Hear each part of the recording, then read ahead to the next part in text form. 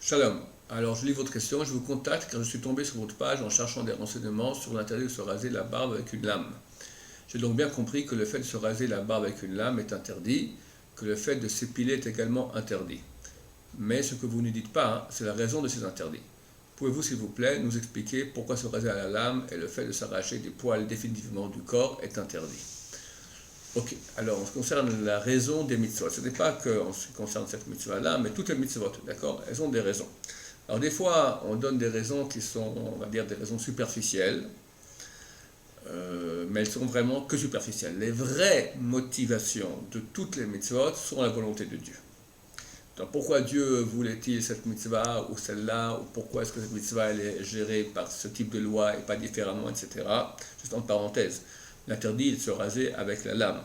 S'épiler est permis, mais c'est très déconseillé parce que la Kabbalah l'interdit. La Kabbalah c'est pas bien, chaque poil correspond, je vais expliquer maintenant justement un peu les raisons, mais je voulais juste préciser que le vrai interdit ne concerne que se raser à la lame, et le rasoir aussi beaucoup interdisent parce que la lame elle touche la peau et c'est un problème.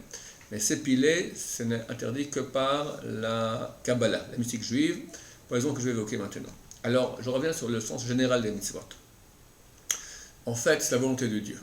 Maintenant, pourquoi Dieu a-t-il voulu que cette mitzvah soit ainsi? Pourquoi a-t-il interdit cela, permis cela, etc. Il faudra que nous sommes créés à l'image de Dieu. Qu'est-ce que ça signifie que nous sommes créés à l'image de Dieu? C'est-à-dire que les voies de conduite par lesquelles Dieu agit dans le monde, qui proviennent de sa réalité à lui-même, béni soit-elle, nous sommes créés par rapport à cette réalité. C'est-à-dire que dans les mondes supérieurs, il y a des voies de conduite d'Hachem qui correspondent par exemple à la barbe. Le Zohar parle de 13, il y a 13 voies de miséricorde d'Hachem qui correspondent à, et même on a les noms, Kel, Rachum, Hanoun, la barbe, les pommettes, mais c'est pas la barbe parce que quand même c'est compté dedans, les pommettes, la partie de la barbe extérieure, intérieure, le chemin qu'il y a ici, le chemin qu'il y a ici, tout cela correspond à des réalités spirituelles divines. Quand nous respectons les lois qui gèrent ces voies divines, alors on amène un flux énorme sur nous-mêmes et sur l'humanité entière. Quand au contraire on ne suit pas les lois qui gèrent ces réalités divines, ces voies de conduite divines, alors on ferme le robinet spirituel et le flux ne peut plus venir. Ça, en fait, elles sont toutes les mitzvot. D'accord? Quand on dit le mot mitzvah, mitzvah signifie union. On crée une union entre nous et ces voies spirituelles qui fait que le flux peut venir. Donc, pour bien comprendre comment le pourquoi des mitzvot, il faut en fait étudier les secrets de la mystique juive, la Kabbalah, qui elle étudie et explique quelle est la nature et comment sont gérées toutes ces voies de conduite. C'est très compliqué, bien sûr, ce n'est une étude de Torah qui n'est donnée qu'à une minorité d'hommes extrêmement saints, extrêmement purs. Ce qu'on appelle Kabbalah sur Internet, ils ont le contraire de la Kabbalah. La Kabbalah, ce sont des secrets, donc si on les dévoile sur Internet, c'est plus des secrets. Donc ça ne peut pas être la vraie Kabbalah. Et là, on peut plus comprendre un peu le sens, je dis un peu le sens du message. Pourquoi un peu? Parce qu'on ne saisit pas très bien de quoi il s'agit vraiment, parce qu'il s'agit maintenant de voix divine. Or, Dieu, on peut en parler, mais qu'est-ce qu'on appréhende de lui? Qu'est-ce qu'on peut comprendre de lui? On ne comprend pas grand-chose. On comprend en tout cas que ce sont des exemples de réalités divines qui existent, qui sont gérées par certaines lois, et nous aussi sur Terre, étant créés à l'image de ces voies divines, nous avons des mitzvot qui vont nous permettre d'avoir ce flux et de faire en sorte que ces voies divines puissent se réaliser entièrement, amener le flux de bonté de Dieu dans le monde. Alors si on va parler maintenant plus précisément au niveau des cheveux, il est écrit que chaque cheveu du corps correspond à un canal de bonté qui provient d'Hachem.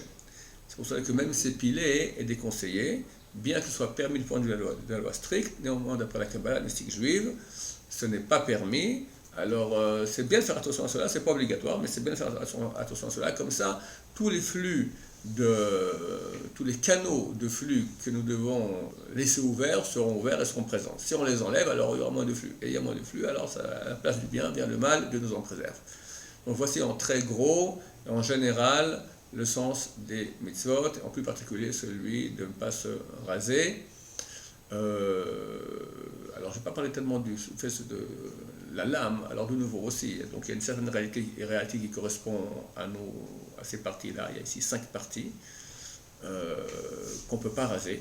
On peut se raser, par exemple, un peu ici très bas, on pourra se raser ici à la nuque, pas d'après la Kabbalah, non, d'après la Kabbalah, on peut aussi même le faire parce qu'on laisse le poil.